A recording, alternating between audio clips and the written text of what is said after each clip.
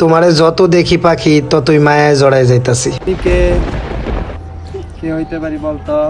আর কে হইতে পারি? কে হইতে পারে? আমার মনে হচ্ছে আমার খুব কাছের বেস্ট ফ্রেন্ড।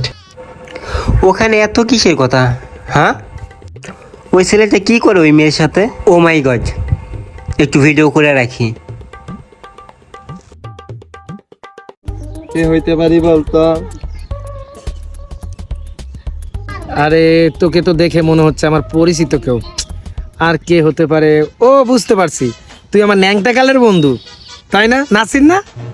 ও দোস। আরে দোস না? আরে তুই আমাকে চিনলি কিভাবে?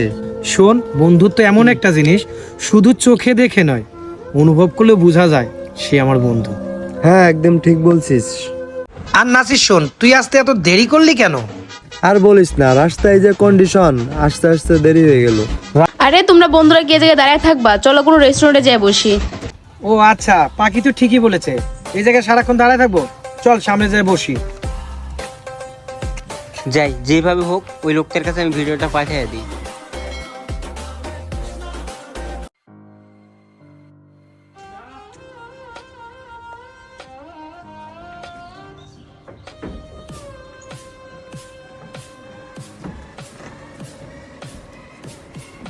এই রবিউল, তুই না কি বললি আমাকে একটা সারপ্রাইজ দিবি? কই সারপ্রাইজ দে। আরে দোস্ত, তোর তো ডাকছি তোর সারপ্রাইজ দেওয়ার জন্য। এটা তোর আমি দেবো না, তোর ভাবি তোরে দেবে। তাহলে ভাই শুনুন, আমি বলি, এটা হচ্ছে আমাদের এনগেজমেন্টের আংটি। গতকাল রবিউল আমাকে পরিয়ে দিয়েছে, আর সামনের সপ্তাহে আমাদের বিয়ে। ও আচ্ছা, আমি শুনে অনেক খুশি হলাম। আমি দোয়া করি তোমাদের বিবাহিত জীবন অনেক সুখী হোক, ঠিক আছে? ও আচ্ছা, তোরা দুজন তাহলে কথা বল, এখানে কোনো ওয়েটার দেখতাছি না, আমি দেখি খাবারের অর্ডার করি। আচ্ছা ঠিক আছে, তুমি যাও তাহলে, আর দেখে সুন্দর সুন্দর খাবার কিছু অর্ডার করে দিও আমার জন্য। আচ্ছা দোস্ত, তাহলে তোরা কথা বল, আমি আসি।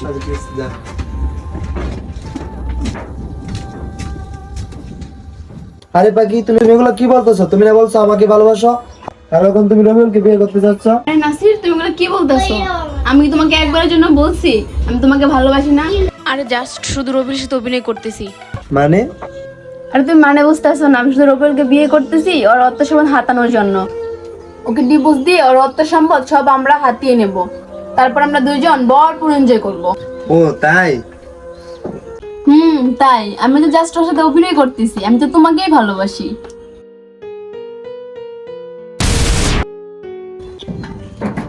ইরে, তোরা দুজন কি নিয়ে কথা বলছিস? আরে বন্ধু, তেমন কিছু না। অর্ডার দিলি? আরে না রে দোষ, এখানে দেখলাম ভালো কোনো খাবার নেই, চল অন্য কোনো রেস্টুরেন্টে যা খাবার খেয়ে আসি।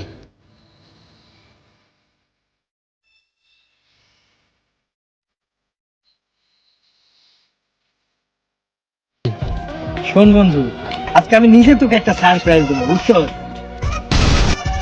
কতদিন ধরে চলতেছে তো করে এইসব? তোমরা দুজন নিজেকে কি মনে করছো তোমরা খুব চালাক? বাকি মানুষকে সব বোকা।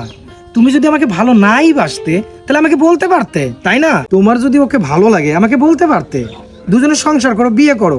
আমার সাথে তো এরকম নাটক করার কোনো দরকার ছিল না। আসলে দেখো রবিউ, তুমি যা ভাবতেছো এসব ঠিক না।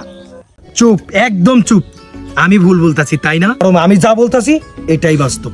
নিজের চোখে দেখা দৃশ্যটা যদি ভুল হয় তাহলে এইটা কি? এটা কি দেখতো? কি হলো, কথা বলছো না কেন? এটা নিশ্চয়ই কোনো মিথ্যা না? আর বিশ্বাস করো, আমি তোমাকেই ভালোবাসি, আমি তোমার সাথে সারা জীবন থাকতে চাই। শোন, তোদের মতো নষ্টা মেয়ের কারণে সমাজের ভালো ভালো মেয়েদের কলঙ্ক হচ্ছে। তোমাদের মতো নষ্ট মেয়েদের কাছে প্রেম ভালোবাসার কোনো মূল্য নেই।